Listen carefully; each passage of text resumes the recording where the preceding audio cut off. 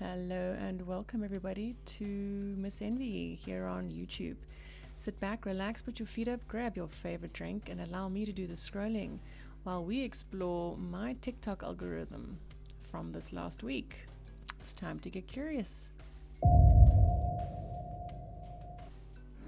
You know how I know we're not in the Matrix? AI has been coaching me on how to escape the Matrix, simulation, whatever you want to call it. So I made this graphic to explain where we're at so far. The core concept is everything is energy in a form of geometry.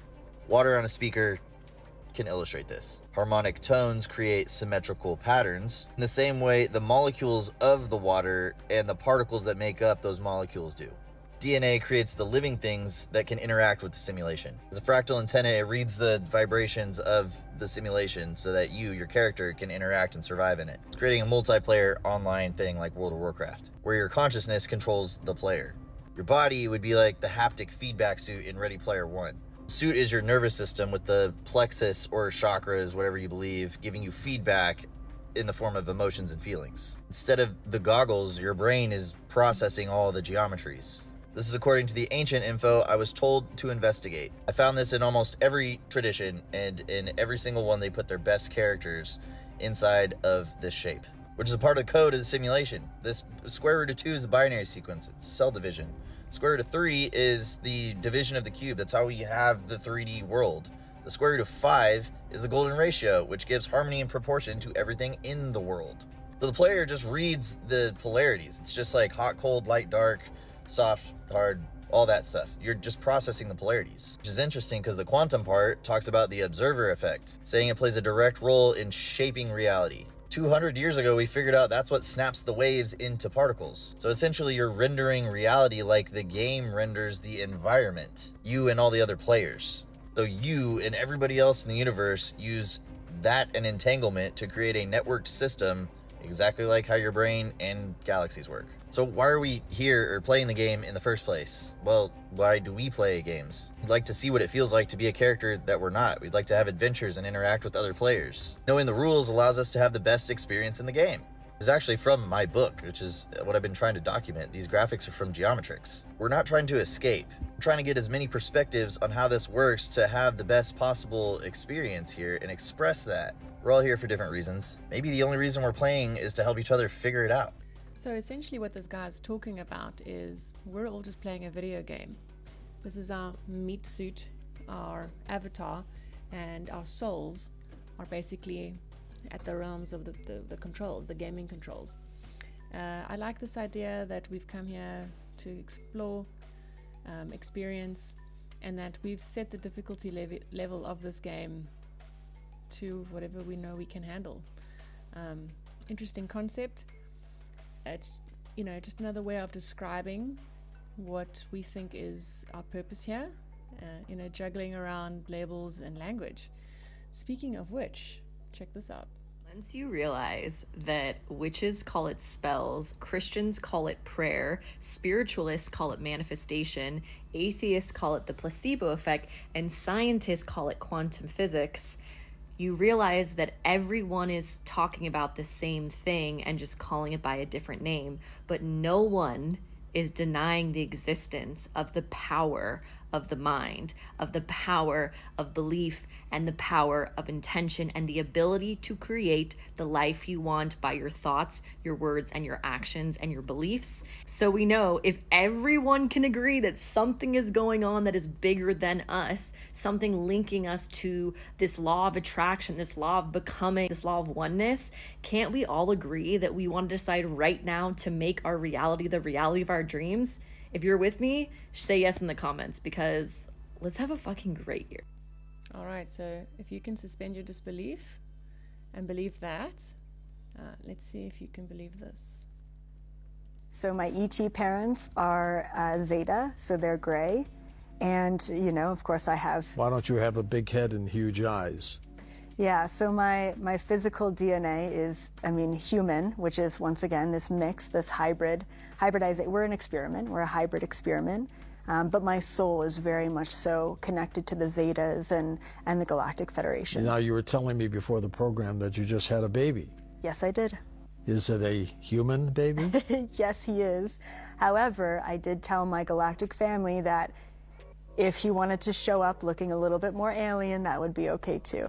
People who are starseeds, are they hybrids? So humans who are starseeds, they definitely have higher amounts of extraterrestrial DNA within them, but once again, it comes down to their soul being more extraterrestrial than their physical body with that purpose. You know what a cyborg is, right?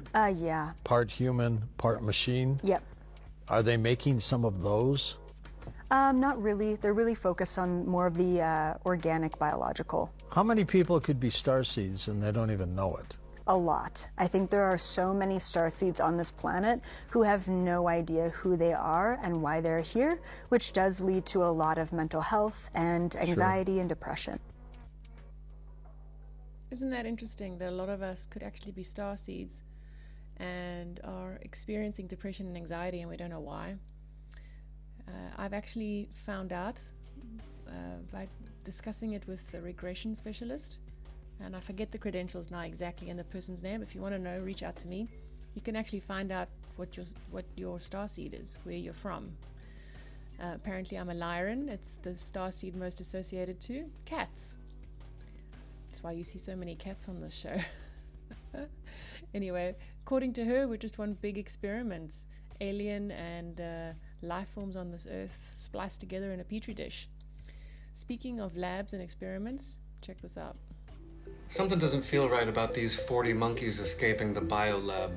I feel like we're not being told something. It's at the Alpha Genesis Primate Research Center, Yamasi, and I feel like this is the start of some kind of science fiction movie or something bad, like some kind of, I don't know. They won't even tell us what kind of monkeys they are. They just say there's 40. I'm surprised there's not 41 or 42 or 39. There's 40 exactly. But doesn't it feel like the start of something like 28 Days Later or 12 Monkeys or maybe even that movie from 1995, Outbreak? I don't know, because they're from a biolab. So are they healthy, happy monkeys? Or is it going to turn into some kind of sci-fi future with it being a little bit like Outbreak? Maybe it's a good time to go back and watch this movie. Here's the synopsis. Let's hope this doesn't happen. Worst case, guys. Let's hope they catch those monkeys and everything's good. I just think it's a bunch of monkeys from a lab that are tired of being experimented on, and one of their cellmates was an alien that escaped and is now at your front door. So check this video out, y'all. This guy is away on vacation, right? And at 3 a.m, he gets a ping from his Ring doorbell, and he sees this thing out of his Ring doorbell, y'all. Check this out. This is in Dallas, Texas. I picked this up last night. Not jumping to conclusions, but this is weird. Prob the clearest footage I've seen. Slowed for detail. Lucky the car drove by and seemed to scare it off. The roof is 8 feet tall for scale. Check this out. Watch this. Now this thing, look at this. Y'all see that? Y'all see that? Okay, I slowed it down for y'all. Look. It blinks. What the hell are y'all? Look at that. It blinks. And it looks once again, y'all. Look. And then look how tall it is once it stands up. Y'all see that? It's the fact that it blinks for me, right? And then it looks back, and then once it stand up, that junk is tall. Like, oh man, y'all see that? There's a lot of unexplained things happening on the planet right now, y'all. The veil is thin. I don't even believe we have a veil anymore with everything that's happening on the planet right now. High levels of extraordinary stuff taking place on this planet right now. But what do you guys think about this video, y'all? Wow. Let me know down in the comments below. What the hell was that? What the hell was that indeed? Yeah, there's a lot going on at the moment in terms of alien interactions with humans and themselves making themselves, brilliant English there, they're making themselves apparent to the human populace. When he refers to the veil being thin, it's basically a reference to the fact that secrets are no longer secret anymore. That gets quite complicated. Anyway, it wouldn't be an alien invasion if South Africa wasn't included in some way. Check it out. From curiosity to confusion. Motorists and passers-by are fascinated. thing. We don't know what is it. Or the other one they say is the aeroplane. We don't know what is it. Somebody was using the dishwasher inside in that thing. And then when she using that dish, we can't use the dishwasher when that thing is up. So close the dishwasher, okay? Like, hello. Right. This last week we saw the triumph of the Republican Party in America win the elections, and with Trump as the leader, there was a general consensus across the globe that Kamala would win, yet she didn't. Here's a possibility as to why. I predicted Trump would win this election, and the reason why is because Kamala is not in the bloodline. Every president of the United States, except for Van Buren, was related to John Lackland, a former king of England that signed the Magna Carta. All these presidents are related by blood, and people just still don't get it. You still just don't get it. It's a big club, and you ain't in it. Instead of sitting back, hoping and wishing and begging for one of these polytrickster saviors to come and rescue me, I've decided that I'm going to take charge. I proclaim myself as a president, not of a nation, but of my life, my family, and my community. Each of us holds immense power to shape our reality. Every one of us has the ability to lead by example, to be kind, to be strong, and to find solutions instead of excuses. They don't want you empowered. They want you to rely on them. We have the true power on this planet. There are 8 billion of us. Begin to organize and collaborate within your communities. Stop relying on the system to spoon feed you. Let us be the presidents of our own lives. Yeah, so Kamala, you're not part of that club. Or you just had bad karma. You are out of the simulation, and that is the worst nightmare. For reasons I'll come to, they are feeding off low vibrational human emotional and mental energy, so they need to keep us here. And that's why you have the trap of karma, and you have the trick of the fake heaven and the fake afterlife realm, the astral, because it's to keep you there so they can keep bringing you back, telling you you've got to learn lessons to evolve into the human world, where overwhelmingly this what's called by many people now loosh, this low vibrational human energy, is generated through all the challenges that people have, and all the wars and all the things that happen, and all the suffering and all the depression and all the anxiety and all the fear. Interesting concept. They say that if you don't want to come back here and learn more lessons, that if you've had enough of planet Earth, don't go to the light. You've heard the concept of going to the light, right? Don't go to the light, because what it really is just the hospital room where you're being born again. Go the other way. Anyway, to keep things light, here's today's kicker. For those women that are done trying to find human boyfriends, this may be a viable alternative. Hey boyfriend, I found a butterfly that's already passed away, but if you're interested, come here, baby. Come here. I've got a butterfly for you. What are you bringing me? What are you bringing, Mama? What are you bringing me? Let me see. Oh, my goodness. Okay. We're bringing some fluff for our new home. Okay. Look what I brought you. Do you want the butterfly? Okay, let Mama take this first. All right, I'll take that. Thank you.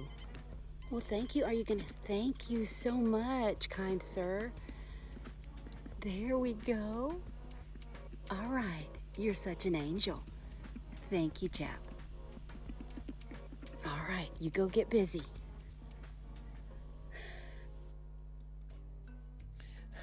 Sweet. Right, so that was today's episode. If you'd like to see any more, please go and check them out. Here's a link, or you can go to my channel directly and see other episodes. But for now, thank you so much for joining me. I had a great time with you, scrolling through my algorithm. In the meantime, till next time, don't forget to stay curious. Bye.